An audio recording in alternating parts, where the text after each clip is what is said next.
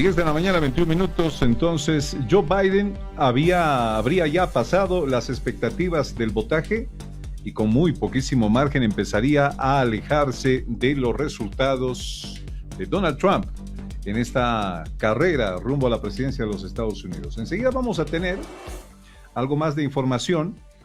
No es información oficial, por favor, estos son conteos rápidos, pero ya en Estados Unidos prácticamente desde ayer se venía hablando de la derrota de Donald Trump en estas elecciones en el país del norte. Vamos a hablar de este tema en cuestión de minutos también con nuestros periodistas. Amigos, son las 10:22, les saluda John Arandia, un abrazo para todos, buen viernes, que sea buen viernes. Hay un rico clima en La Paz, les enviamos un poco de este solcito que quema más que calienta a todas las otras regiones del país. Ayer Santa Cruz estaba una locura. Déjeme decirle que más de 36, 37 grados como si nada. Era una cocina. Y de repente uno caminaba por Santa Cruz en la tarde, noche, y se aparecía un señor que decía, hola, soy Satanás, ¿no? Con semejante calor en Santa Cruz. 10:22, vamos a comenzar nuestro recorrido informativo esta mañana de Fides con Santa Cruz para tomarle una temperatura a las medidas de presión, por favor, que hay. Me avisan, por favor, desde allí, mi querido coordinador, con quien estamos ya, Richard Arispe. Hola, Richard Arispe.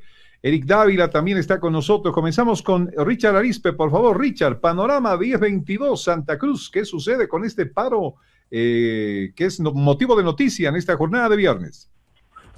Sí, muchísimas gracias. Hemos estado en distintas instituciones en esta jornada, continúan tomadas, las calles también están totalmente desiertas, la gente está intentando transportarse en bicicleta porque no hay transporte público, los mercados están cerrados y ya algunos sectores están asegurando de que esta medida de presión va a ser de manera indefinida. Así que estamos a la espera de un segundo mensaje que vaya a lanzar en las próximas horas el presidente del Comité Cívico Pro Santa Cruz. Recordemos que al inicio ya ha manifestado en horas de la mañana de que el paro que se está realizando en las provincias también está siendo contundente. Realmente todo se ha paralizado en Santa Cruz. Recordemos de que hay también apoyo por parte de los micreros, de los trufistas, de los taxistas, a que se realice esta medida prioritaria. Entre los pedidos, obviamente, es que se haga una auditoría a las elecciones y que se revierta los 2/3 en las cámaras, John. Bien, perfecto. Gracias, querido Richard. Un abrazo para ti al comenzar la jornada. Eric Dávila, ¿dónde estás en Santa Cruz? ¿Cómo está el panorama? Buenos días. Bueno, muchas gracias, John. Señalarte que a esta hora de la mañana se puede decir que es un paro total que se realiza en Santa Cruz de la Sierra, donde hemos recorrido varias calles, sobre todo el norte de la ciudad, lo que conecta desde el 8º anillo hasta el 2º anillo de la avenida Banzer, y todo está prácticamente cerrado. Sí, se está dejando circular a vehículos o gente que necesita transitar por emergencia, pero por el momento todo normal. Es más, vamos a consultar justamente a una de las ciudadanas que ha mantenido esta vigilia durante toda la noche. Estamos, por ejemplo, afuera del comando departamental de la policía para conocer justamente qué es lo que piensa, cómo ve este paro cívico que se está desarrollando en estos momentos. Buen día, señora, estamos en vivo a nivel nacional. ¿Cómo ve esta medida que se desarrolla en Santa Cruz? ¿Cómo está? Buenos días. Como una ciudadana más, aquí nosotros estamos, la ciudadanía, portándose bien, atacando todo lo que es nuestras medidas de lucha, porque sabe que esto es un fraude que nos hicieron, los hemos demostrado de miles de formas. Todos los políticos aceptaron el fraude, pero el pueblo no, y eso yo quiero que lo sepan, que lo entiendan. Entonces estamos tranquilos, no hay violencia, no hay nadie lastimado, vamos a amanecer, vamos a permanecer, y nuestra lucha, sé que no es fácil, va a ser difícil, pero vamos a seguir. ¿Sabe por qué? Porque es nuestra libertad, y nuestra libertad no tiene precio. Sé que mucha gente pedimos perdón, disculpas a los que perjudicamos tal vez con el trabajo del día al día, pero después vamos a estar buscando trabajo todos los días, y eso es lo que no queremos. Queremos una Bolivia libre, ya basta. Queremos que nuestros profesionales sean valorados, empezando desde nuestras policías, que sean valorados como se merece, que tengamos gobernantes con temor a Dios, que tengamos gobernantes con mucha sabiduría, cómo gobernar una nación. Ahora, la medida se podría cambiar de manera indefinida, como están pidiendo muchos sectores. Eso estamos esperando, que se pronuncien los demás, el comité cívico. Por lo general estamos empezando 24 horas de paro para no perjudicar a la gente pobre, a la gente que vive en los barrios más alejados, que estamos conscientes que son ellos los más perjudicados, pero lo hacemos por ellos, para que el día de mañana no estén viviendo con un peso en el bolsillo. ¿Le parece justo a usted que su profesional, su hijo, que tanto cuesta hacerlos estudiar y no sean valorados? No queremos el comunismo aquí en Bolivia. Muchas gracias, señora. Justamente hay una de las activistas que se ha permanecido toda la noche aquí afuera del comando departamental. Decirte, John, que el presidente cívico Rómulo Calvo habló muy temprano, señalando justamente que se espera que la presidenta Áñez en las próximas horas no entregue el mando presidencial mientras no se resuelva o no se dé curso a la auditoría forense que se está solicitando tras conocerse sobre todo la denuncia que hizo una vocal del Tribunal Supremo Electoral. Ese es el panorama que se pinta en Santa Cruz de la Sierra esta media jornada, media mañana, John, donde se puede decir que el paro es casi total en Santa Cruz de la Sierra. Muchísimas gracias a nuestros periodistas al comienzo de la mañana, que en Fides entonces por este reporte. Así está Santa Cruz. Me dice, sin embargo, que el paro es total. Esta mañana muy temprano veíamos, por ejemplo, a la gente del Plan 3000, veíamos los mercados que estaban abasteciendo de manera normal a la gente. Es decir, los bloqueos son pequeños, son estratégicos. ¿Cómo describirías el bloqueo en Santa Cruz, en la ciudad de Santa Cruz, querido hermano? Me parece que ya perdimos el contacto. Muy bien. Son las 10 de la mañana con 28 minutos, 10:28. Hay que hablar de este panorama y hay que hablar también haciendo un profundo análisis de lo que ha significado en las últimas horas la posición de una vocal del Tribunal Supremo Electoral, la posición del todavía ministro de la Presidencia y los pedidos de una auditoría.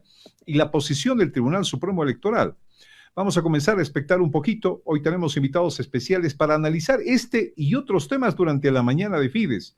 Está con nosotros José Luis Bedregal, que en la última etapa ha estado muy cerca de todavía la presidenta Áñez. José Luis, te mando un abrazo, bienvenido y buenos días. ¿Cómo has estado?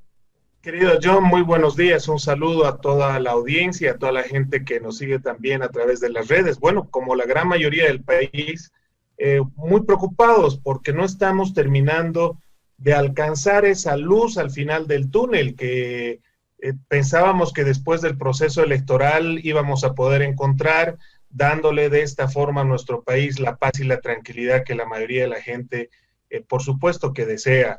Lastimosamente creo que las instituciones, las organizaciones y las personalidades que están a cargo tanto de los temas políticos como institucionales le siguen fallando al país, y esto es delicado porque nos puede llevar a momentos que ya no queremos vivir. Así que tenemos que, creo que corregir entre todos lo que estamos haciendo mal, porque realmente nos estamos equivocando de una manera muy peligrosa, y esto nos puede llevar a días que no queremos, yo. José Luis, ¿cuál es la equivocación que se estaría cometiendo según tu análisis? Bueno, primero, creo que el Tribunal Supremo Electoral está actuando con muy poca oportunidad.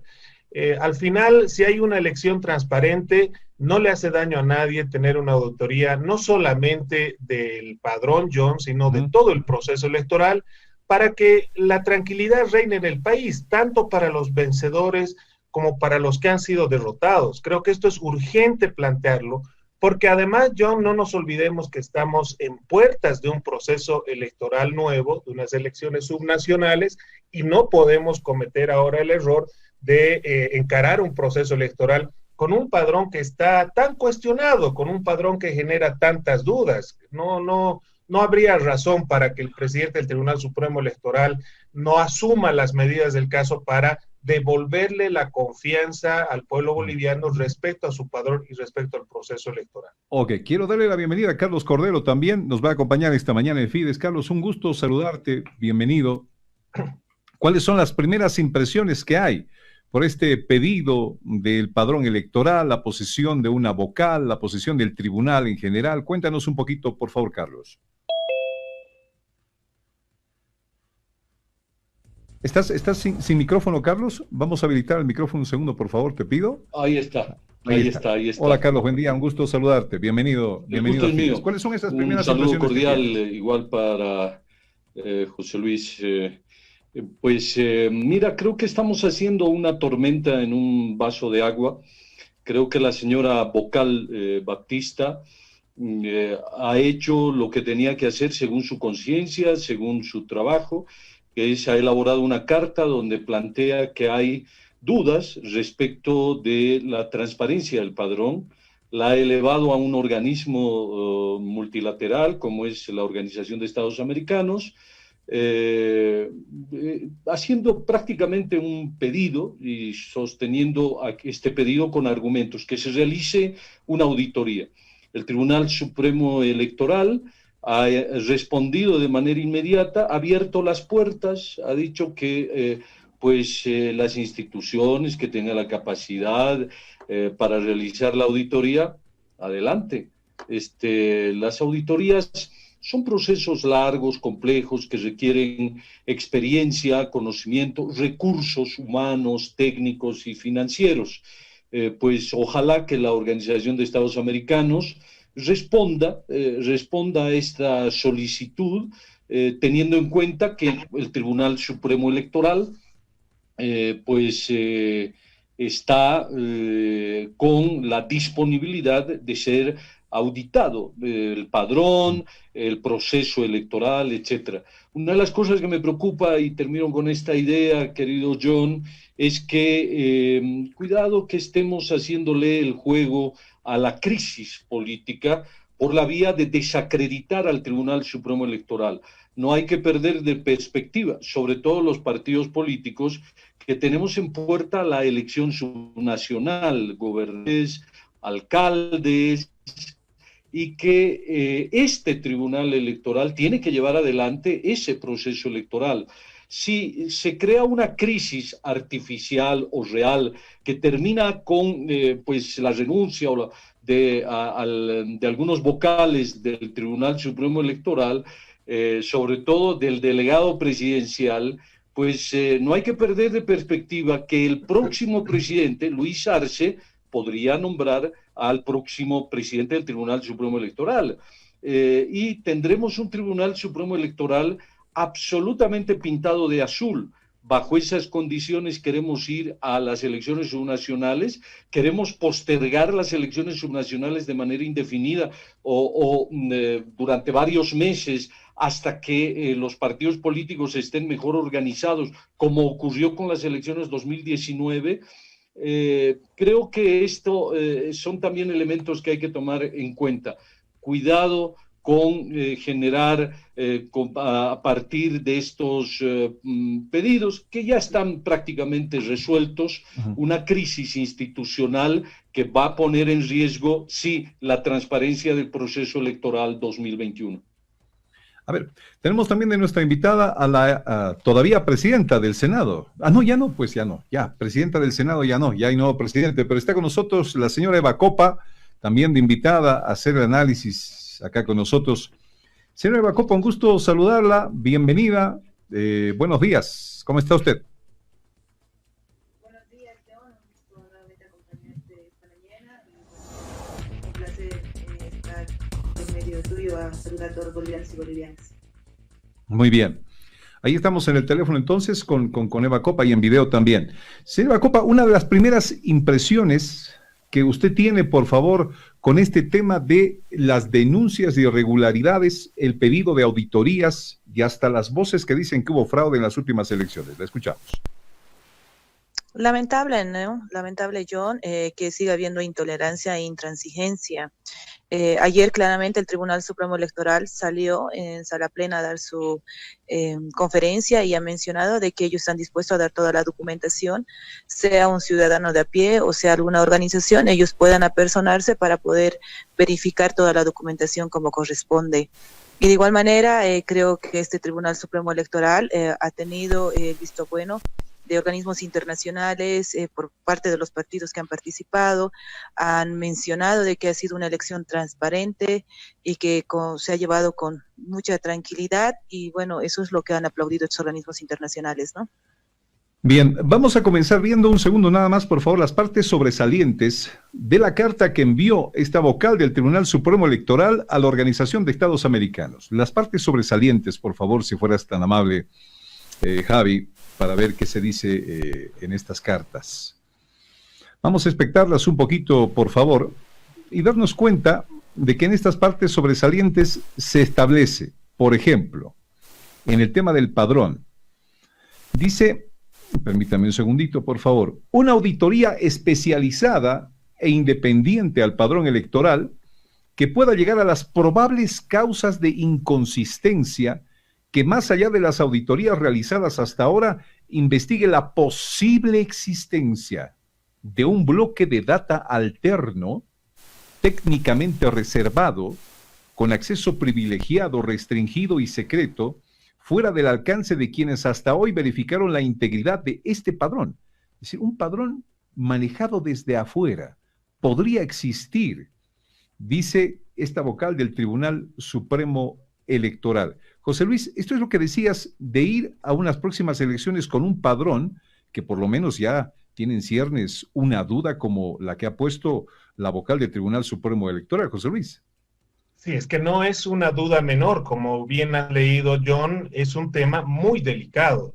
Y ese tema delicado no se puede resolver como lo ha planteado el presidente del Tribunal Supremo Electoral, de poner a disposición de cualquier ciudadano la información que, como él ha dicho, está en la web. No, no se trata de eso, porque primero, cualquier ciudadano no tiene las condiciones técnicas, no tiene los recursos económicos, porque de lo que estamos hablando no es de que 4 voluntariosos se pongan a revisar la documentación, ni siquiera, John, ingenieros en sistema.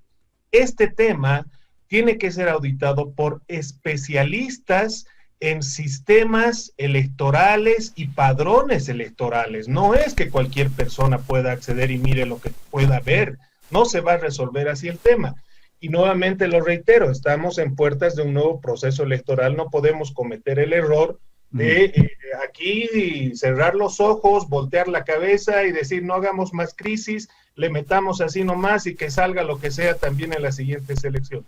Yo insisto, por la salud de la democracia, en este momento el Tribunal Supremo Electoral tiene que actuar con la mayor responsabilidad posible, sabiendo, John, que estamos en un momento de la democracia con una debilidad absoluta de las instituciones. No olvidemos que aquí también hay una altísima corresponsabilidad en las organizaciones políticas que participaron en el proceso electoral y que el momento de las elecciones no pudieron siquiera organizar su control electoral. Es inaudito porque es una falta de responsabilidad con sus electores, con sus adherentes, con sus simpatizantes y con el pueblo boliviano, porque entonces habrías, no señores, aquí no había problema porque nuestras actas, a pesar de que hemos perdido, concuerdan con los resultados de la Corte, o al contrario, nuestras actas difieren de los resultados de la Corte. A ver, yo quiero ponerme a pensar, y esta pregunta es para Eva Copa, por favor.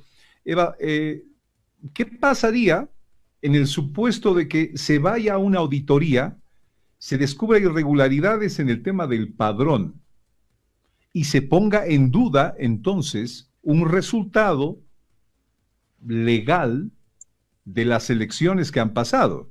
Porque eso es a donde iríamos en el caso de que se demuestre algo así. Señora Eva Copa, ¿qué tiene que decirnos sobre el tema?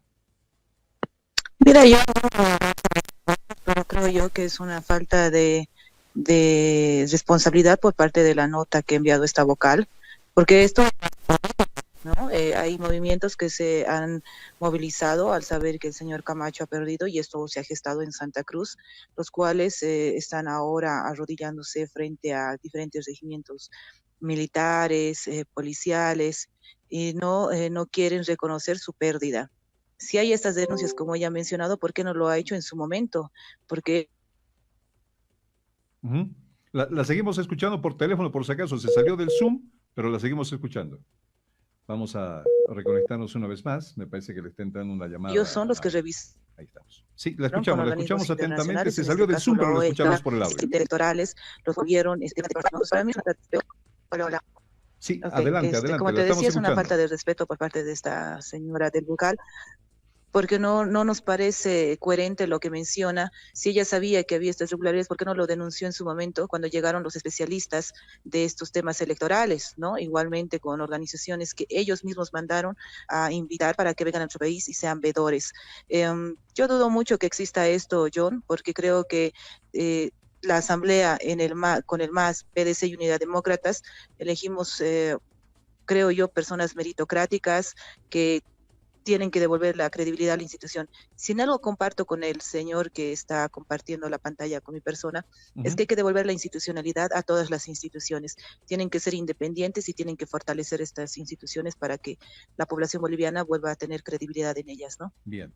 Carlos Cordero, se vienen nuevas elecciones, expone José Luis Pedregal. ¿Cómo podemos ir con estas dudas a unas nuevas elecciones? ¿Qué significaría en este momento, por ejemplo, hacer un chequeo, si no es una auditoría, al tema del padrón? ¿Qué podría pasar si los resultados salen, digamos, como que sí encuentran irregularidades? Carlos, me voy contigo. Y en ese otro marco, Gracias. darle la institucionalidad al Tribunal Supremo Electoral, ¿no es cierto?, como organismo independiente. Mira, John, en todo momento han existido voces críticas respecto del estado del padrón y en todo momento, desde antes de la realización de las elecciones 2019, después de las elecciones 2019, se han hecho una serie de verificaciones por organismos internacionales e internos en sentido de que había que hacer un trabajo de depuración, de perfeccionamiento del padrón.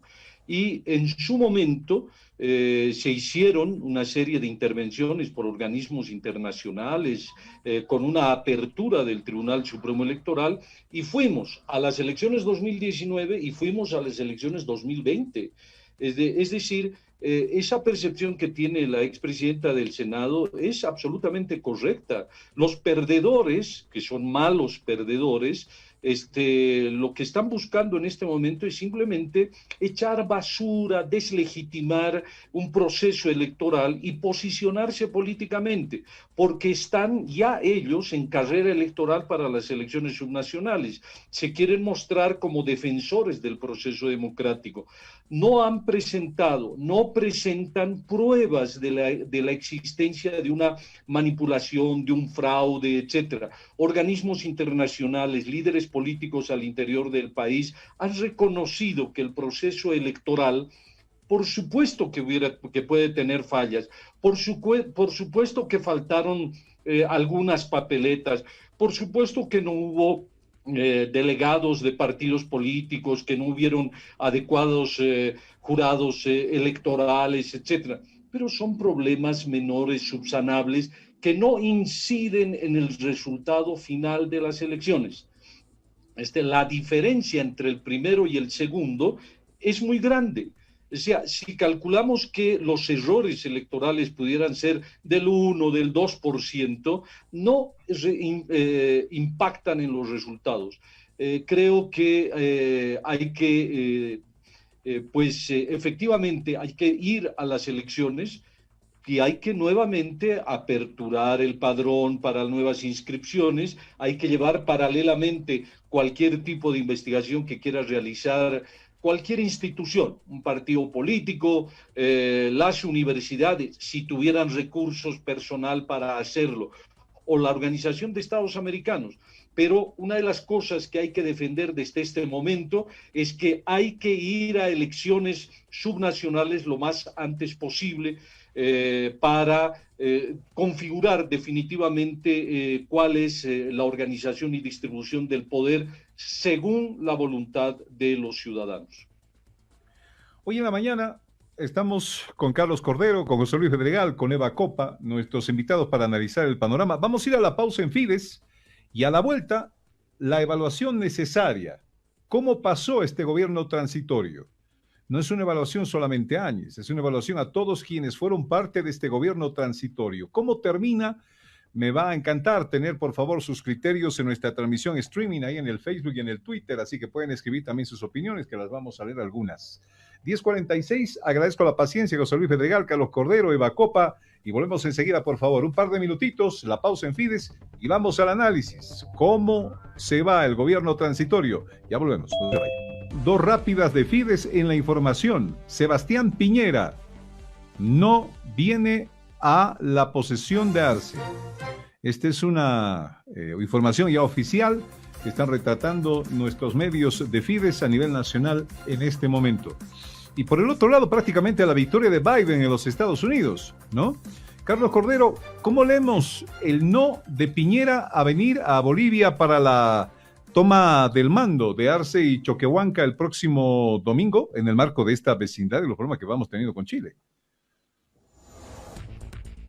Pues es una señal preocupante porque entre Bolivia y Chile tenemos múltiples temas que debemos abordar, que debemos intentar resolver. Salimos de un juicio que hemos tenido con Chile, que ha sido relativamente desfavorable para Bolivia y que pues la presencia de Piñera en la transmisión de mando de Luis Arce hubiera sido una buena señal para comenzar a construir relaciones que nos permitan mejorar la situación de Bolivia respecto del continente, respecto de la salida al mar, respecto de intercambio económico que existe entre Bolivia y Chile. Es triste, es lamentable, más que triste, es lamentable que Piñera no esté presente. Ojalá que el presidente Luis Arce mejore las relaciones entre Bolivia y Chile porque son una necesidad para el conjunto de la sociedad boliviana. Eva Copa, que está con nosotros también esta mañana. Eva Copa, está ganando Biden en los Estados Unidos. Bueno, aunque no es muy marcado esto en los Estados Unidos de la derecha y la izquierda, se sabe que es un hombre con tendencias izquierdistas, por ejemplo. ¿Cómo imagina usted un gobierno? ¿Usted cree que Arce le abre las puertas a un relacionamiento con Estados Unidos con Biden como presidente? Creo que no solamente con ellos hay que ver el tema de las relaciones internacionales. Establecer estas relaciones, como lo dijo Cordero, solo con Chile, con Estados Unidos y con otros. Este gobierno se va a caracterizar por ser amplio en tomar decisiones para reinstalar estas relaciones internacionales con muchos países, para poder abrir mercados, para poder tener créditos internacionales para la reactivación del aparato productivo. José Luis Pedregal, vamos a hacer la evaluación del gobierno saliente, este gobierno transitorio. ¿Cuál es la evaluación que se hace? ¿Cumplió? ¿No cumplió con lo que tenía que cumplir José Luis Pedregal? Me voy con usted. Bueno, creo que tuvo sus aciertos y tuvo también sus errores, efectivamente, y muchos de ellos, por supuesto, han sido también determinantes en el resultado de las últimas elecciones. Creo que como elemento positivo está el hecho de haber enfrentado la pandemia realmente con un precario y abandonado sistema de salud.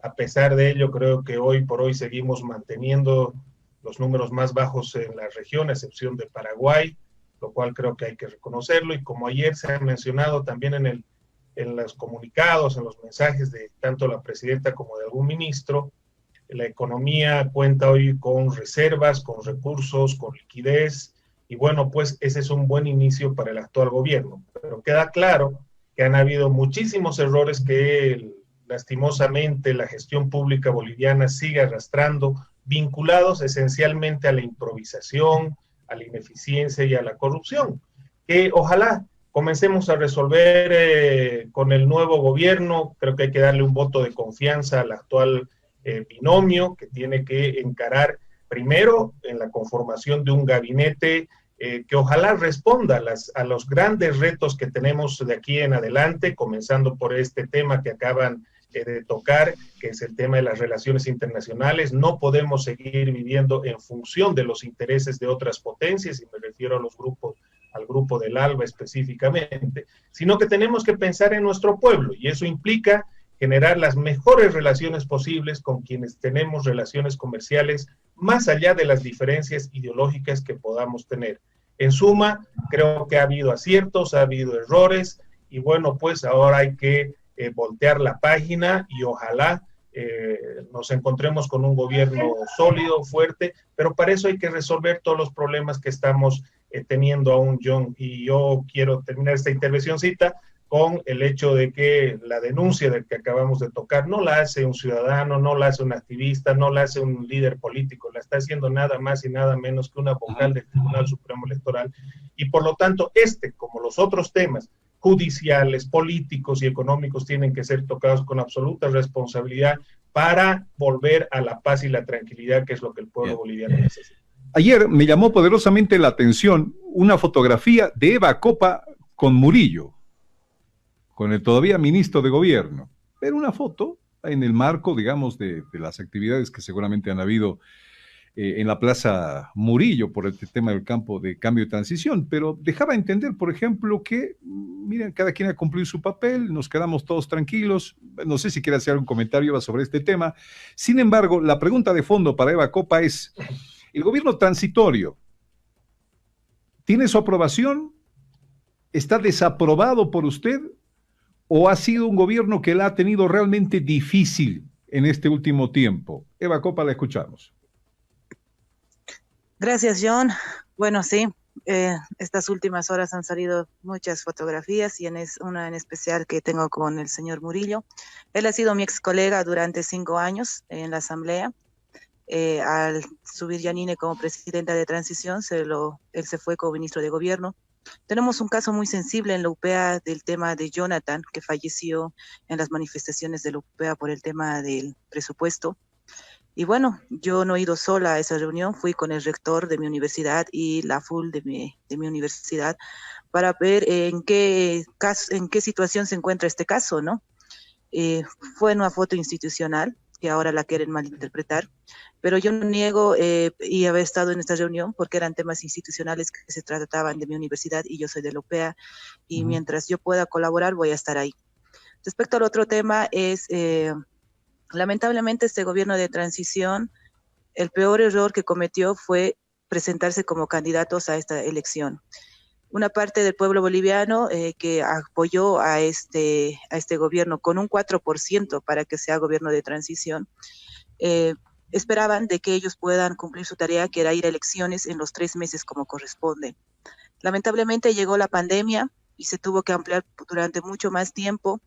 Se hizo la cuarentena rígida, pero mira, John, para mí ha sido muy difícil asumir este cargo con un gobierno de transición y con presión interna que yo recibía por el tema del conflicto de octubre y noviembre, y se tenía que sacar una ley excepcional para ir a elecciones y poder pacificar el país. No sé si he sido muy inocente en pensar de que este gobierno podía pisar suelo y trabajar por todos los bolivianos. He tenido que ir yo a Palacio para poder pedir una reunión a Yanine y podamos ver este tema de cómo vamos a hacer las mesas de negociación, cómo vamos a ir a pacificar al país. Pero lamentablemente su entorno no dejaba que se pueda conversar o qué estrategias iban a utilizar para este proceso.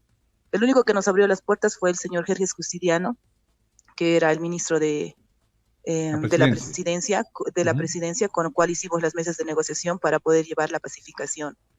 En el tema de la pandemia, yo no creo que hayamos estado en un lugar tan, como dice el compañero, en crisis. Había hospitales que se podían entregar y se podían equipar. Ha habido países que han equipado los hospitales hasta con 25 millones. Nosotros como Asamblea desembolsamos más de $1.000 millones para que puedan empezar con el tema de la prevención del coronavirus. Lamentablemente no lo hicieron, se dedicaron a hacer corrupción, se dedicaron a hacer otro tipo de cosas que no estaban dentro de sus atribuciones. Y bueno, en este tiempo, como lo ve mucha gente, nos hemos dedicado a pelear.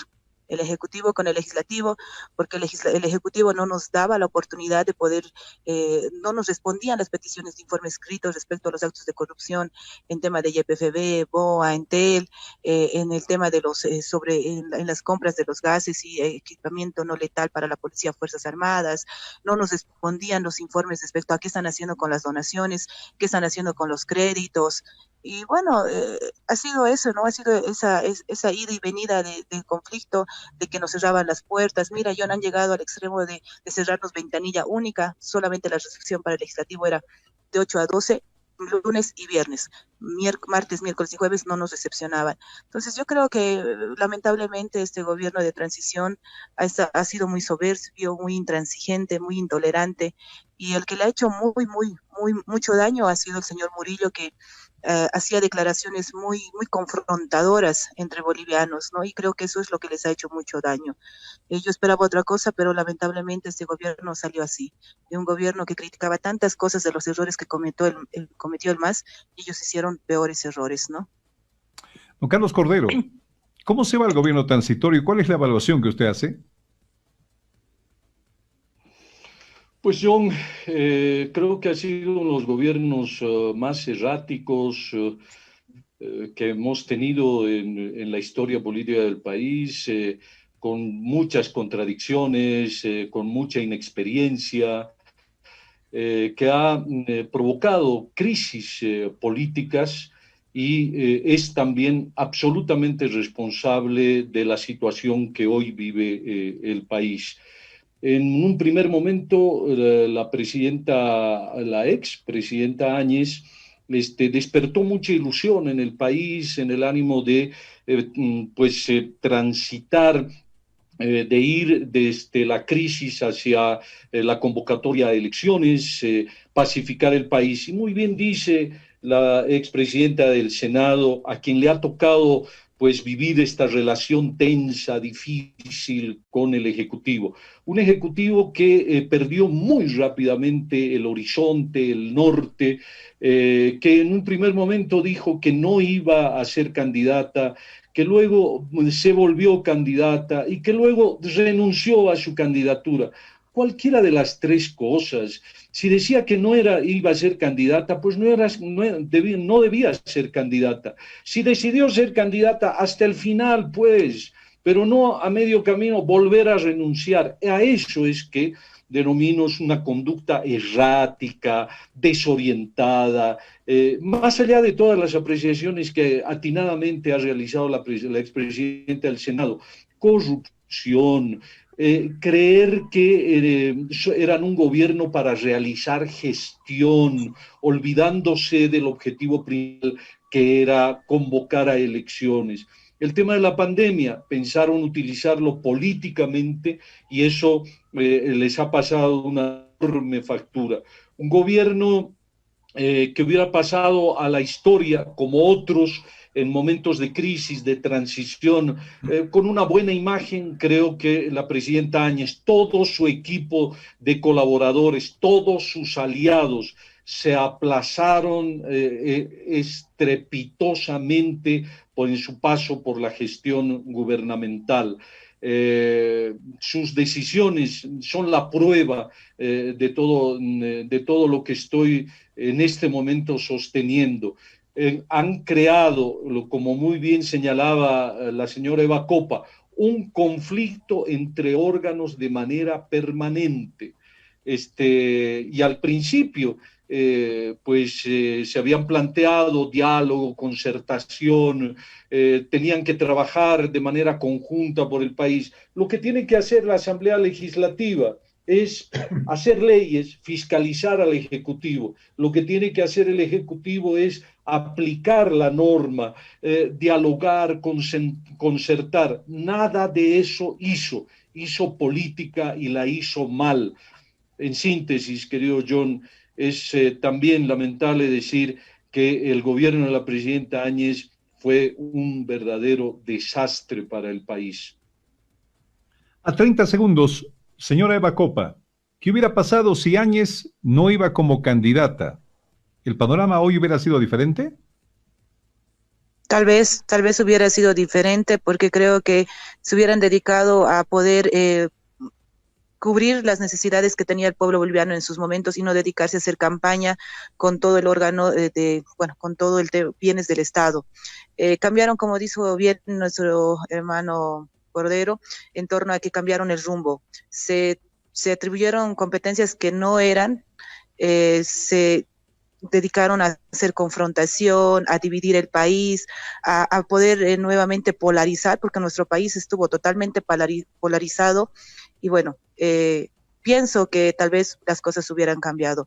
Pero también ahí tú, John, tienes que ver que sus ministros tampoco colaboraban mucho en que este gobierno pueda despegar, ¿no? El señor López, muy confrontador, diciendo que si vienen extranjeros van a encontrar la muerte en nuestro país. El señor Murillo, que quería meter a todos a la cárcel porque no compartían sus criterios. Entonces, este tipo de entorno no ayudó a hacer mucha gestión y lo único que hizo es que la gente reproche el actuar del Ejecutivo, ¿no? José Luis Pedregal, si Áñez no iba de candidata, ¿las cosas hubieran sido diferentes? No, John, porque estas pugnas que se dan, estas tensiones políticas, no se dan por la decisión de un actor o una actora. Se da porque hay varios actores que están en pugna, es como una pelea de pareja, uno no puede pelear solo.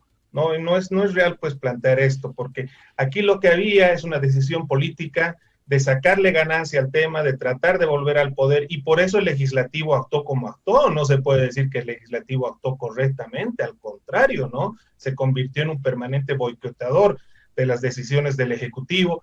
Teníamos y tenemos hoy todavía un poder judicial absolutamente copado por el movimiento al socialismo, que hoy, por ejemplo, le levanta las detenciones domiciliarias o los mandamientos de detención, a los que están acusados de serios delitos. Nuevamente se pone de rodillas ante el poder.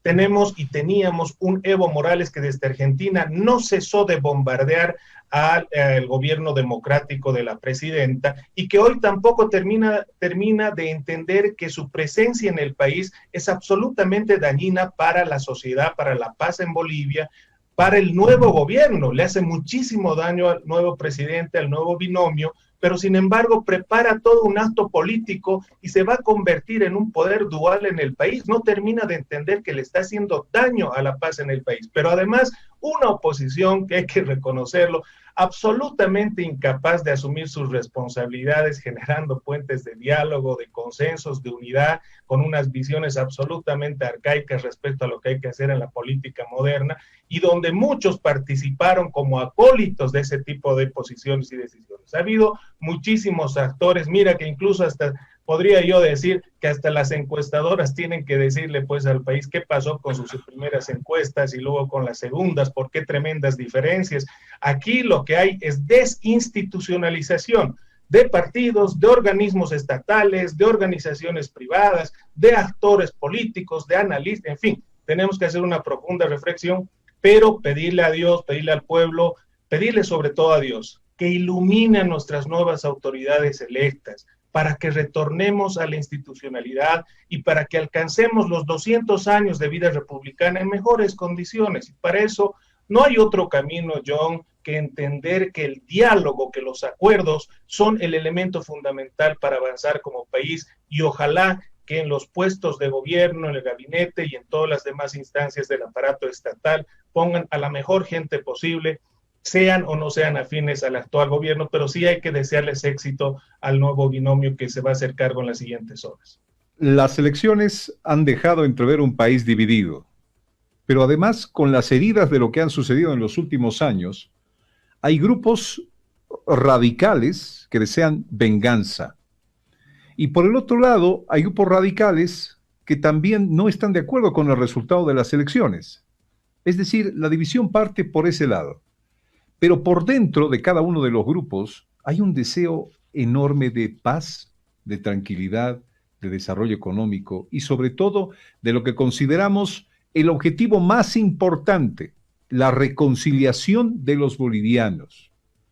Carlos Cordero, ¿por qué es tan importante el mensaje que Arce pueda darle a la nación el día domingo? ¿Cuál debería ser el mensaje que el nuevo presidente Arce le dé al país en búsqueda de estas máximas que el país en lo más profundo quiere, en cada uno de los bolivianos? Pues, querido John, ojalá que la expresidenta del Senado, que está escuchando sus reflexiones, John, le pueda transmitir, porque usted ha sintetizado adecuadamente cuál es el sentimiento de todos los bolivianos.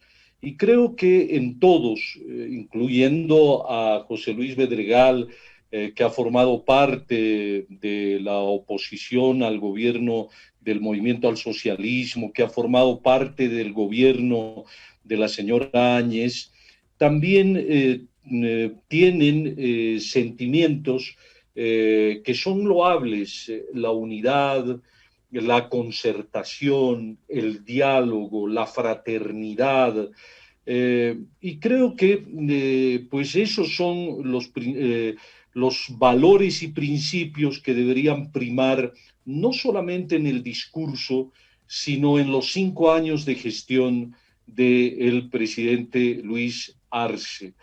Es decir, los valores positivos y no a la confrontación, no a la verticalidad, al autoritarismo, no al racismo, no a la confrontación.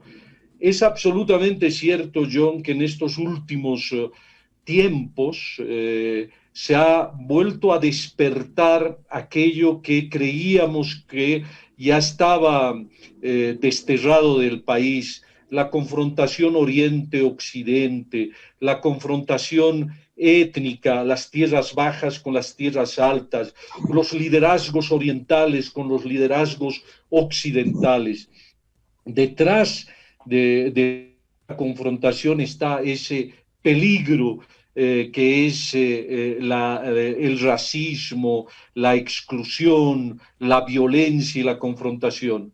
Por eso, ojalá que el presidente Luis Arce escuche al pueblo que se manifiesta en todo tipo de ámbitos, medios de comunicación, redes sociales, y que mantenga un estilo de gobernar que sea fiel a sus propias palabras, gobernar sin revanchas, gobernar para todos, gobernar teniendo como principios fundamentales la fraternidad, el diálogo, la concertación y el respeto a la diferencia. Ojalá que todas estas buenas intenciones que se ven reflejadas en los analistas, en las exautoridades, en los comunicadores, sean realmente el norte de este gobierno que comienza su mandato en horas y que va a tener 5 años para tener el afecto de todos los bolivianos o la crítica también de los bolivianos. Bien. Gracias, Carlos Cordero, por estos minutos. Señor Eva Copa, importante lo que diga Arce el día domingo en aras de estas máximas que desea el país, todos los bolivianos. Bueno, John, el binomio Lucho y David son conscientes de que el pueblo boliviano nos ha dado una oportunidad más para poder gobernar. Y lo haremos escuchando al pueblo boliviano. Él lo ha manifestado el día de el 18 en la noche, de que no se va a gobernar ni con revanchismo, ni con odio, no va a haber persecución política como se hicieron con nosotros, no vamos a, como decían bien, no va a haber revanchismo. El objetivo que tiene este gobierno es que los bolivianos nos reconciliemos, nos abracemos y podamos trabajar juntos para sacar adelante a nuestro país. Las primeras tareas que se tiene es primero reactivar el aparato productivo, dar estabilidad económica, estabilidad social, estabilidad política y sobre todo tener ya un plan integral para poder combatir el coronavirus en nuestro país. Pero creo que también va importante ahí que todos los actores políticos también pongan de su parte. No solo Luis lo va a poder hacer, también nosotros necesitamos de que los otros actores políticos, de otras fuerzas políticas, también se suben al carro y podamos salir juntos de esta crisis que está pasando en nuestro país. Nosotros no podemos permitir que la crisis social siga avanzando, ¿no? Yo lo único que te puedo decir, John, es que todos los bolivianos y bolivianas tengan la certeza de que Luis no solamente va a gobernar para el MAS, también va a gobernar para los otros que no votaron por el MAS, porque él ahora es el presidente de todos los bolivianos y bolivianas y se debe trabajar para todos por igual. Gracias, señora Evacopa. Le mandamos un abrazo y gracias por ser parte de este panel con mucha altura para analizar los temas. José Luis Pedregal, 30 segunditos, por favor. Sí, cómo no, aclarando de que no fuimos como Solvó ni individualmente parte del gobierno de Yanine.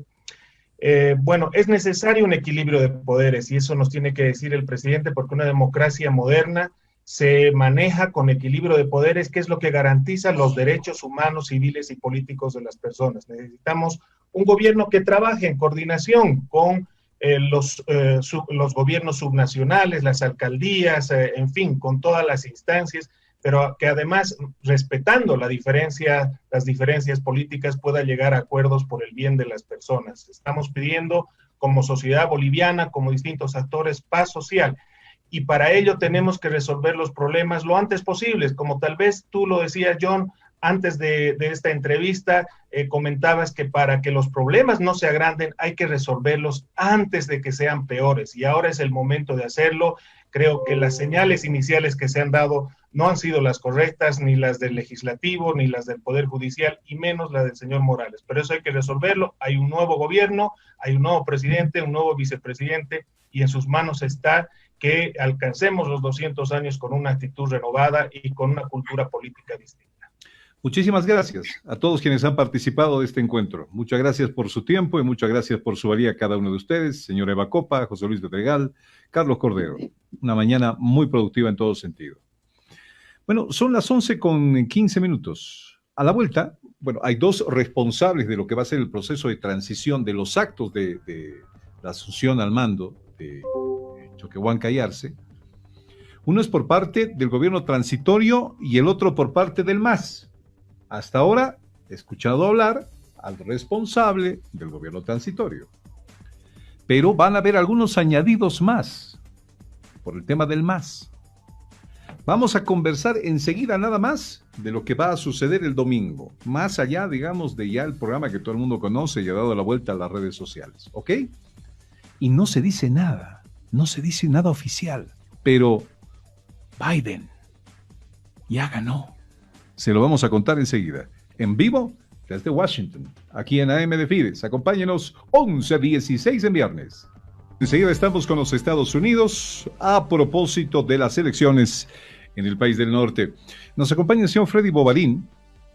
Entiendo que el señor Freddy Bovarín es parte de toda la organización de la transmisión de mando de este domingo por parte del Movimiento al Socialismo. Así lo voy a presentar.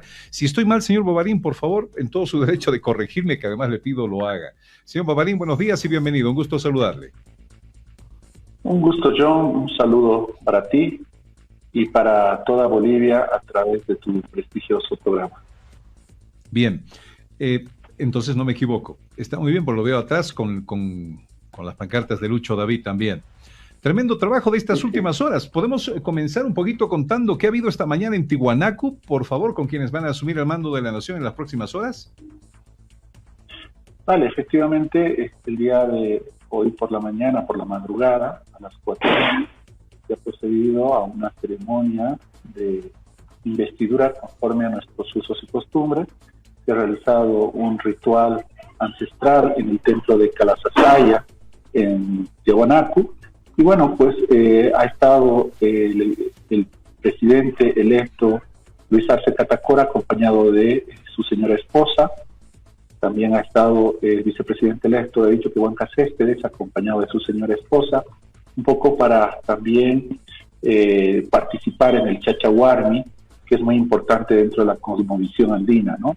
También han estado los hijos, ¿no?, de el hermano vicepresidente, y bueno, ha participado el Pacto de Unidad, las centrales agrarias y las subcentrales de la provincia Ingavi, han estado el Consejo Nacional de Amauta, bueno, algunas autoridades originarias también de Tiwanaku, ¿no? Ha sido un evento bastante íntimo, cerrado, y bueno, pues esta ceremonia se ha dado el día de hoy, y bueno, como ya se ha reflejado en redes sociales, ha sido muy solemne, ha sido una ceremonia que pues de alguna manera nos devuelve a ese ámbito de la espiritualidad y la ritualidad que debe existir en este tipo de eventos.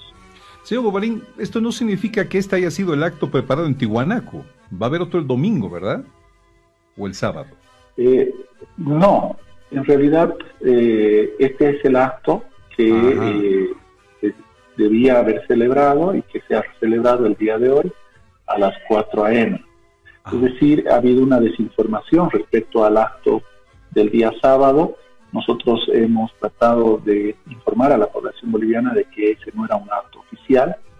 Y bueno, pues al final como que se llegó a un acuerdo también con los organizadores que ya tenían preparada toda la ceremonia, que tenían las vestimentas listas, y bueno, pues se realizó el día de hoy a las 4 a.m. Perfecto, entonces este era el acto de Tiahuanaco, así de reservado, pero todo el mundo pensaba que iba a ser como tomó el poder Evo Morales, con un montón de invitados y ceremonias así grandiosas. Fue más privada la cosa. Sí, hay un cambio en la dinámica y también hay un retorno, digamos, a lo que significa el origen de este tipo de rituales, porque lamentablemente con los años, a través de la espectacularización de la política, se ha convertido más en una farándula. La idea era darle otro sentido, un sentido espiritual, un sentido sagrado, ¿no? Solemne, que evidentemente tiene que caracterizar este tipo de eventos para quienes creemos, ¿no?, en nuestros rituales ancestrales. Y privado. Bueno. Sí, es correcto. Ok. Mañana sábado o más tarde, ¿qué habrá? ¿Cómo está la relación de los hechos más allá de la agenda que ya conocemos, señor Bobarín? Cuéntenos, por favor. Bueno, algo importante que está confirmado, digamos, durante estas últimas horas, es que la llegada del rey se va a propiciar a las 17:30 el sábado 7, ¿no? Entonces tenemos ahí ya una confirmación del jefe de la delegación. El rey Felipe VI llegará acompañado del vicepresidente Pablo Iglesias Turrión, de la ministra de Relaciones Exteriores, del jefe de la Casa Real. Su arribo está previsto a las 17:30 en el Aeropuerto Internacional del Alto. Los detalles protocolares han sido coordinados por la Cancillería y incluyen la declaración de huésped ilustre, así como un recibimiento ancestral. A horas 19 se tiene previsto una reunión bilateral entre el presidente electo Luis Arce Catacora y el rey Felipe VI de España, que durará un aproximado de 40 minutos. Así también, la Embajada de España espera la realización, está a la espera de la confirmación para realizar una reunión bilateral entre el vicepresidente electo David Choquehuanca Céspedes y la canciller Arantxa González. A horas 19:50 del día sábado 7, también se prevé un encuentro del rey con miembros de la comunidad española que son residentes en Bolivia. Y bueno, luego tendrán también reuniones bilaterales con el presidente. Sostendrá reuniones bilaterales con el presidente de Colombia. Tengo un pequeño problema con el audio, señor Bobarín, pequeño problema con el audio. Lo último que dijo no llegué a captarle. Bien, pero tendrá, con el rey de España va a tener encuentros. Eso, hasta ahí le escuché. Siga, por favor, que estoy atentamente siguiendo el cronograma. Se decía que se ha confirmado reuniones bilaterales que se sostendrán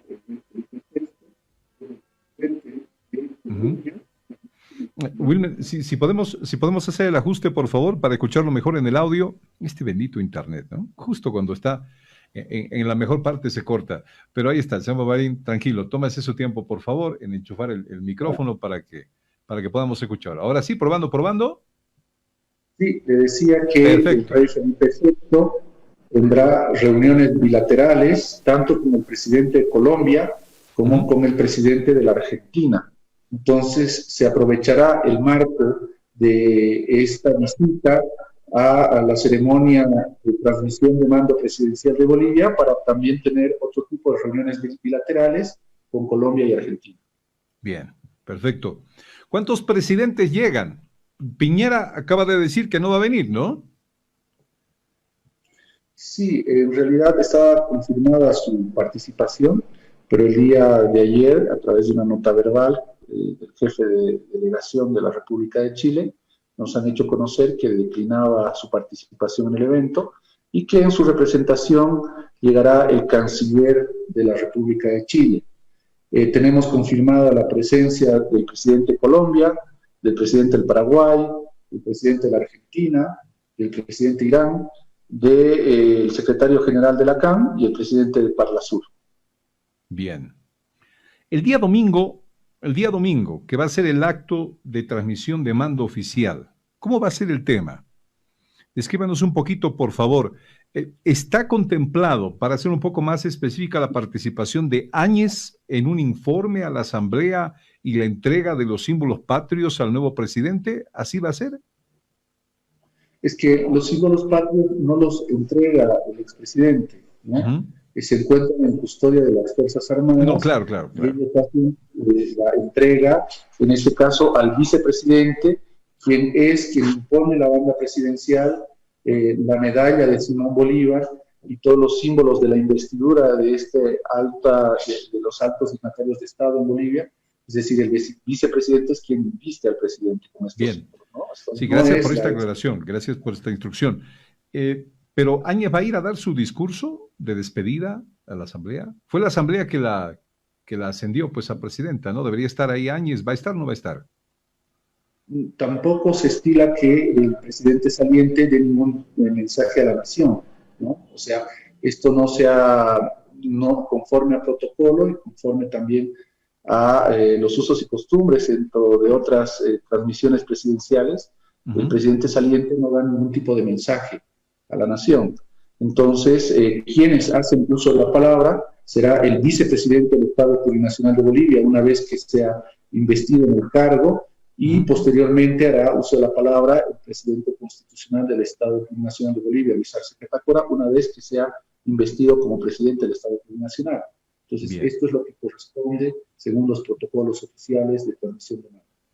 Bien, decíamos porque, claro, la historia boliviana establece una asamblea que le da de repente el mando a Áñez, y Áñez tendría que dejar también en las mismas condiciones el mando, digamos, ¿no? Bueno, pero está bien, es el tema del protocolo, Después de esto, ¿qué va a haber? Habla el nuevo presidente de Bolivia. ¿Qué más tenemos luego, señor Bobarín? Bueno, tenemos, después de las palabras y después del acto central de posesión, tenemos la llegada al hall de la Casa Grande del Pueblo, que será a las 12:35.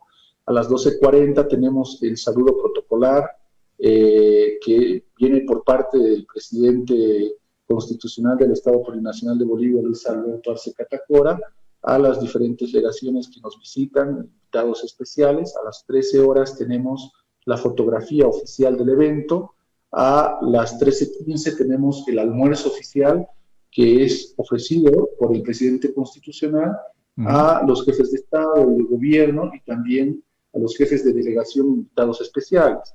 Finalmente, a horas 15 tenemos el desfile popular, que es una representación cultural de nuestras danzas autóctonas, folclóricas, de la identidad que nos da esa cualidad de Estado plurinacional. Entonces, finalmente se realizarán los honores militares a cargo de las Fuerzas Armadas. Bien. Yo lo noto a usted relajado, señor Bobarín, tranquilo, con semejante tarea, ¿eh? Tiene que ver hasta el último detalle. ¿Cómo es preparar una transmisión de mando?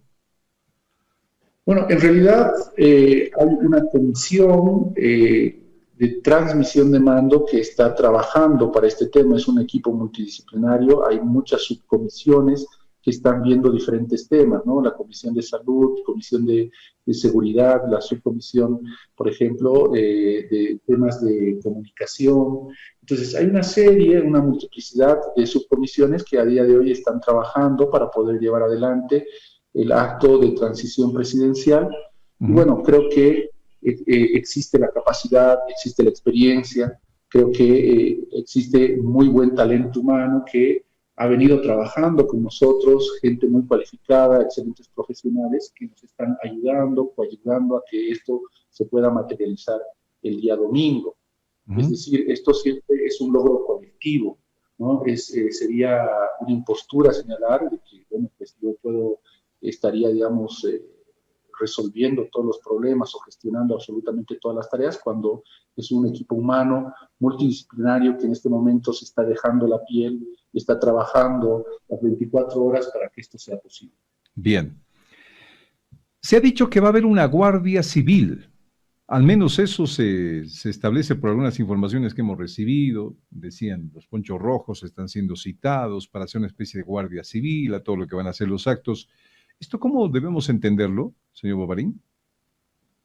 Es parte de ya una costumbre, ¿no?, que se ha hecho en las diferentes transmisiones de mando que se han realizado en el país. En los últimos años hemos tenido la Guardia Sindical, que son los ponchos rojos, que acompañan este acto simbólico de transmisión de mando, lo que no implica que las instituciones del orden estén exentas de cumplir su rol constitucional y su rol legal. Es decir, ellos son los que deben dar la seguridad a los altos dignatarios de Estado, están preparados, cualificados para desarrollar esta tarea.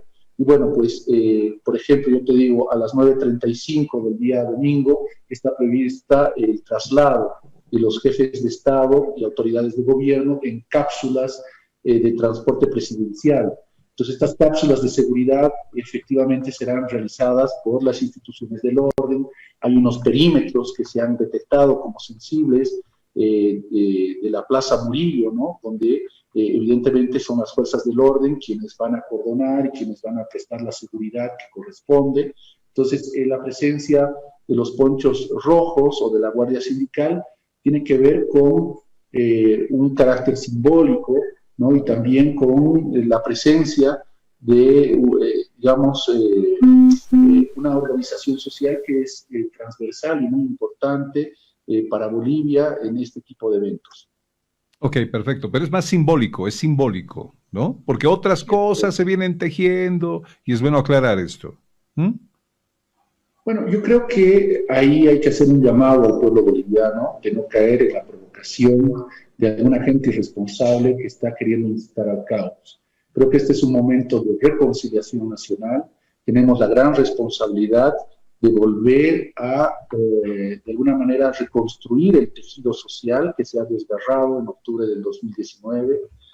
Creo que es importante definir como una tarea a corto plazo el poder cohesionar Oriente y Occidente, el campo y la ciudad, de generar espacios de diálogo, de consenso, hacer que la política funcione, que se lleguen a acuerdos para poder reconstruir el país. En este momento, la sociedad boliviana no está preocupada justamente de ver si efectivamente se generan este tipo de construcciones. Creo que la principal preocupación de los bolivianos es ver cómo juntos podemos reconstruir la economía de nuestro país, cómo podemos cuidarnos de la propagación de la pandemia, cómo podemos generar acuerdos inteligentes como para poder en el corto plazo tener una certidumbre que nos permita transitar hacia un escenario de pacificación en el cual todos podemos volver a la normalidad y desarrollar nuestras actividades como lo hemos venido haciendo durante los últimos 14 años. Muchísimas gracias. Le agradezco por su tiempo. Le admiro por no estar nervioso con semejante tarea. Si alguien dice algo falla y no le van a cortar el cogote, pero lo veo tranquilo, lo veo confiado. Eso da la seguridad de que va a salir todo bien. Muchas gracias, señor Bobarín. Un gusto atenderlo en Fides y bienvenido cuando guste. Muchas gracias, John, por la invitación. Estamos atentos a cualquier contacto posterior. Un saludo a todo el equipo de Fides. Y bienvenido siempre. Bienvenido siempre. Gracias, señor Bobarín. Que le vaya muy bien. Las 11 de la mañana con 38 minutos. Ganó Biden en Estados Unidos. A ver, esto no es oficial, no hay palabra oficial. Me van a decir, ¿cómo es posible que digas eso? No lo voy a decir yo, lo van a explicar desde Estados Unidos. Pero además, ¿qué pasaría en las relaciones bolivianas con Estados Unidos si Biden gana? Una persona muy relacionada en el ámbito internacional, no quiero decir con Estados Unidos, es decir, en el trabajo que él hace internacionalmente, puede darnos algunas pautas de lo que podría ser una mayor apertura del relacionamiento entre el gobierno boliviano y los Estados Unidos si Biden gana. Ya volvemos, es Fides, no se vayan, 11:39. Son 11:43 minutos, vamos hasta Washington con Henry Llanos, la voz de América para Fides esta mañana. Henry, yo sé que oficialmente la gente no está diciendo que Biden ya ha ganado las elecciones y que menos tratarlo como presidente electo de los Estados Unidos, pero aquí entre nos, ¿Biden ya o no todavía? De acuerdo a los últimos resultados, John, sí, se trataría ya de una victoria que habría sobrepasado los 270 votos del colegio electoral, que se consideran 270 el número mágico, ¿no? El número que debe sobrepasar cualquier candidato para ya sentirse ganador y presidente de los Estados Unidos. Y en este caso, sí, se lo ha hecho porque de pronto las estadísticas se volcaron. Cuando Trump estaba liderando en Georgia, ya los republicanos andaban festejando y muy, muy contentos, muy alegres, pero esto se pudo relacionar con un empate técnico, como se dice por ahí, con una ligera ventaja de Joe Biden. Pero en Pensilvania sí ha sido una gran sorpresa y era como un as que se guardaron bajo la manga los demócratas porque estaban muy seguros de ganar en Pensilvania y lo han hecho. Lo único que faltan es llevar las actas a un informe oficial para que alguien le ponga ese sello de oficial y que las estadísticas pues sean ya completamente corroboradas. Es lo único que estaría faltando porque en Wilmington, Delaware, donde radica precisamente, donde reside el candidato todavía demócrata Joe Biden, ya todo está preparado. Se han gastado pues, una cantidad de millones de dólares para en algún momento ya cantar la victoria, y esto seguramente será en horas de la noche porque se habla de juegos pirotécnicos, se habla de un programa muy especial donde obviamente va a destacar el discurso de Joe Biden aceptando esta victoria. El que sí está dentro de su blindada Casa Blanca tratando de dar una pelea negativa en su línea tradicional es el actual presidente Donald Trump, que ya ha manifestado a los medios de comunicación y a través de Twitter que no está en condiciones de reconocer la victoria en ningún momento de Joe Biden. Seguramente va a ser un momento muy difícil, le quiere hacer la vida muy complicada al actual ganador, ya vamos a decir, de estas elecciones, porque no le va a dar muy fácilmente la Casa Blanca, pero las leyes son determinantes y en algún momento tendrá que salir de la Casa Blanca para el momento de la transición, ¿no es cierto? Ahora, Henry, cuando se habla de que ha superado los 270 votos del colegio electoral, discúlpame, ¿me puedes instruir qué es eso? Ganó en 270 colegios. ¿Cómo entiendo eso? ¿Cómo entendemos eso? Bueno, el colegio electoral es una cantidad de votos que se les asigna a determinados estados de acuerdo a la votación, y tradicionalmente la gran cantidad de votación siempre ha estado pues concentrada en estados claves como han determinado, por ejemplo, la Florida, Texas, Pensilvania, Ohio, Georgia, en este caso, Nevada, la Gran California.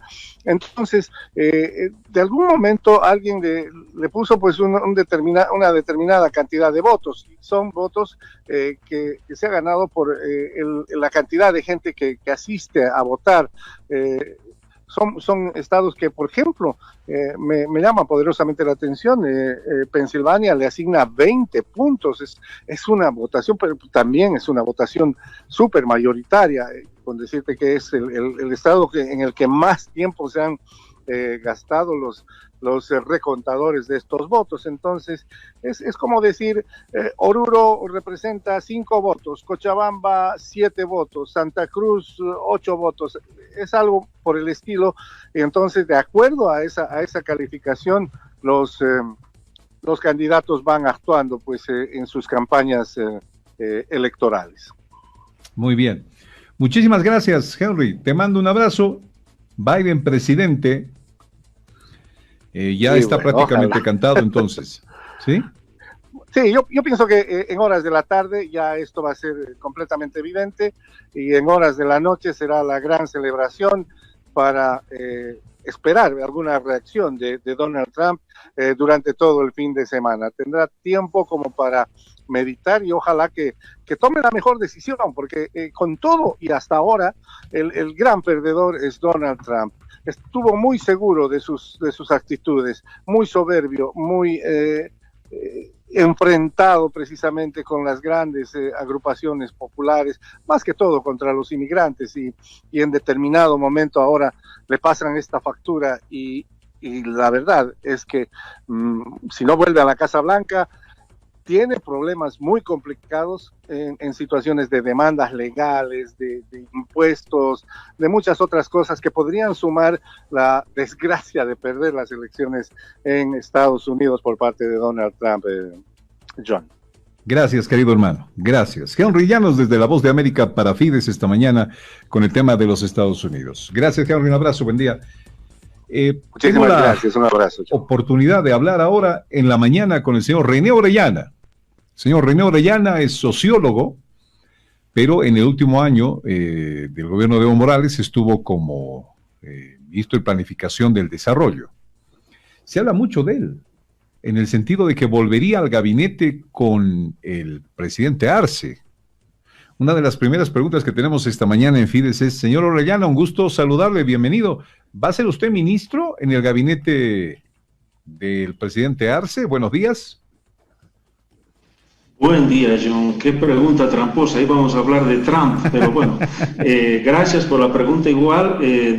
Este no es un tema que está en mi agenda personal de vida. Soy un proceso de cambio y desde donde esté, incluso aquí ahora como analista, seguiré contribuyendo con ideas. Esta es una época en que las ideas son importantes. Hay que repensar nuestro país, repensar el mundo, y qué mejor oportunidad la que está pasando en Estados Unidos, que nos plantea una agenda nueva a la región y al país. Bien, lo tomo como no seré. 11:50. No sé, nadie sabe. Yo tranquilo y feliz acá. No sabemos todavía, entonces. Esa es la respuesta, no sabemos. Ok, estaremos atentos entonces la próxima semana, señor René Orellana, pero usted tiene un extenso currículum, especialmente en un trabajo internacional, que es valorable, muy valorable fuera de nuestro país. Lo reconocemos, lo valoramos, y por eso además lo invitamos a este espacio en Fides. Biden... Muchas gracias, no sé John. si decir es de izquierda. Es recíproco el reconocimiento. Gracias, señor. Perdón, no escuché. ¿Biden es de izquierda? ¿Se lo tomamos así? No escuché bien, John, no copio bien. Bien, yo le preguntaba, ¿Biden es de izquierda? ¿Lo tomamos como que la izquierda, si gana Biden, entraría a los Estados Unidos? Yo creo que Biden no entra en esa categoría. Él mismo no se define como un hombre de izquierda. En las entrevistas que ha hecho y debate jamás he escuchado una etiqueta. Siempre es complicado para los candidatos americanos ponerse una etiqueta porque hay como un temor tremendo a todo lo que es izquierda y socialismo. No obstante, la emergencia de una juventud vigorosa, interesante, muy crítica a movimientos antirracistas, movimientos ciudadanos por derechos civiles en Estados Unidos, que se ha visto en los últimos meses, creo que muy pocos políticos han optado por ponerse el nombre de izquierda, excepto Bernie Sanders, que tiene una fuerza notable en el Partido Demócrata, que se ha llamado a sí mismo socialista demócrata o socialista democrático. Ha sido muy criticado por sus comentarios alguna vez sobre Fidel Castro. Él ha sido muy duro con la dictadura, el golpe de Estado de Yanine Áñez. Él ha dicho que ha sido un golpe de Estado, lo ha dicho públicamente. También ha dicho que no hubo fraude electoral en 2019. Es un hombre muy aguerrido y miren ustedes lo que está pasando en Estados Unidos. El Partido Demócrata con una fuerza de izquierda fuerte internamente y con un reto interesante, con temas, por ejemplo, sobre salud pública y educación pública, que son como dos propuestas muy fuertes, muy consistentes, abanderadas precisamente por el grupo de Bernie Sanders. A ver, si Biden está o no está más apegado al socialismo, es la siguiente pregunta. quizás un poco más profunda que la primera, ¿no? Bueno, él se ha llamado a sí mismo socialista democrático o socialista demócrata, ¿no? Justamente parte de su agenda ha sido promover la educación superior pública. La educación superior privada es hegemónica en Estados Unidos, es carísima y no permite el acceso a gran parte de la población joven. También la salud es un negocio privado en Estados Unidos. Y él ha propuesto expandir el servicio de salud, universalizar el servicio de salud pública. Creo que eso es interesante, pero además política internacional, yo creo que va a sufrir un cambio importante en el caso de que Biden confirme su victoria, que parece que ya está casi consumada. Yo creo que hay una diferencia sustancial con el caso de Trump. Trump es un hombre de derecha extrema, Trump es un hombre que se ha caracterizado por las guerras de baja intensidad, la Guerra Fría, que estamos viviendo una nueva edición de la Guerra Fría hoy en el mundo, con el bloque Rusia-China, que no es un bloque muy compacto, pero que actúan juntos en varios escenarios, incluso en estrategias geopolíticas se dan la mano, y Estados Unidos claramente confrontado con China, con una guerra comercial, una guerra contra el 5G con China, una guerra contra los avances tecnológicos. Estados Unidos está a la saga en tecnología, por ejemplo, de información y comunicación, anclado en las viejas fuentes de energía y del carbón, una guerra contra los acuerdos de cambio climático, contra los proyectos de energía que están haciendo que Rusia y Alemania se den la mano, o Rusia se dé la mano con países del sur de Europa, una guerra contra las plazas comerciales de China en el mundo que ha iniciado Trump, una guerra contra las empresas que no desmontan sus cadenas productivas. Él les ha exigido a sus empresas americanas que vuelvan a instalar la industria en Estados Unidos. Estados Unidos ha sufrido un proceso de desindustrialización, se ha vuelto un país de servicios. Y la industria se ha localizado en otros países, y en uno de los eslabones más fuertes de esa cadena productiva es China. Entonces, Trump ha iniciado una guerra contra todas las empresas que se instalaron en China, obligándolos a salir de China. El efecto ha sido... Señor Orellana, gracioso. En el entendido de que tenemos una tendencia al socialismo... Perdón, disculpe, se le di vuelta de la señal, simplemente, parece que le cortara, pero se le di vuelta de la señal. En el marco, por ejemplo, de una tendencia socialista de izquierda, ¿qué cree que pasaría si Biden asume en las relaciones con Bolivia? Yo creo que definitivamente se observa un intento interesante, importante de este grupo vinculado sobre todo a Bernie Sanders, y por qué no decirlo, en la época de Obama, el Partido Demócrata intentó un acercamiento con Bolivia. Hubo diálogos en varios temas vinculados a agendas de debate en Naciones Unidas. Por ejemplo, a mí me tocó coordinar varios temas vinculados al cambio climático en las negociaciones de la Convención de Cambio Climático cuando yo las dirigía por Bolivia. Y yo creo que va a haber un intento de acercamiento. Y claro, Bolivia tiene que construir una agenda inteligente en este tema, tiene que Bolivia construir una estrategia, además, que plantee varios temas, ¿no? Uno de esos temas es la reconstrucción de la estructura, el sistema multilateral que Trump lo ha destruido, lo ha combatido. Trump ha convertido a Estados Unidos en un país aislado, en un país sin aliados, ha combatido a sus propios aliados y colegas en la OTAN, ¿no?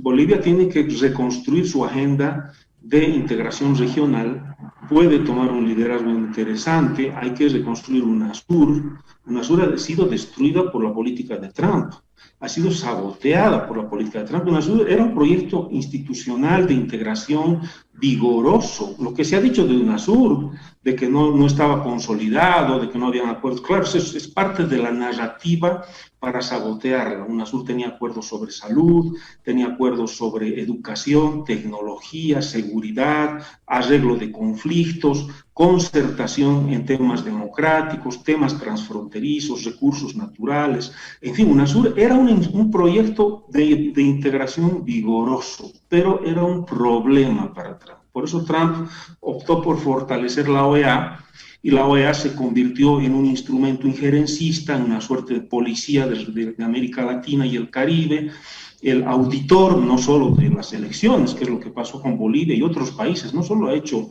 una suerte de auditoría sobre procesos electorales, sino también ha empezado a evaluar y juzgar el comportamiento, comillas, democrático de los gobiernos. Esa OEA fue funcional a una estrategia injerencista, invasora de decisiones soberanas de Estados Unidos a la cabeza de Trump. Y mucho del establishment americano está involucrado en esta estrategia. Ahora Estados Unidos o Bolivia tiene que desarrollar una estrategia de reestructuración, una estrategia de construcción, de restitución del multilateralismo regional. Estamos hablando de UNASUR, ya lo ha dicho también el presidente de Argentina, UNASUR no está muerto.